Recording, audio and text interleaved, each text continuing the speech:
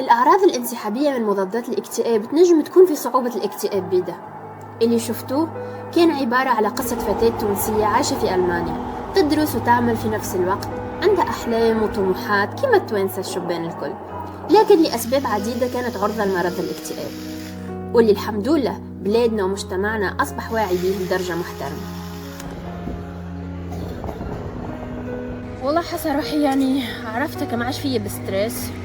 اما انت قلت لي انه الليله باش نخرجوا ان شاء الله، يعني حتى مارش I really need it يا والله. الأعراض الانسحابية نسموها discontinuation symptoms، هذاك علاش اسم الفيلم كان to be discontinued. والأعراض هذه تنجم تكون جسدية أو نفسية، كما مثلا الرؤية الذبابية أو الأحلام الواضحة والكوابيس بما نعبروا عليه vivid dreams.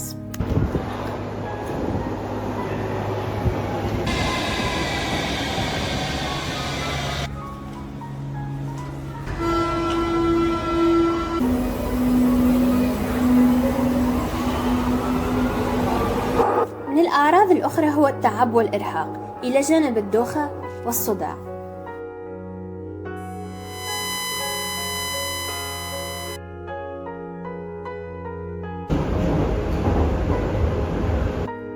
حاجة أخرى يحسها الإنسان وهي التقلبات الحادة في المزاج، والشيء ذا يأثر على العبيد اللي يحبونا واللي يهتموا لصحتنا.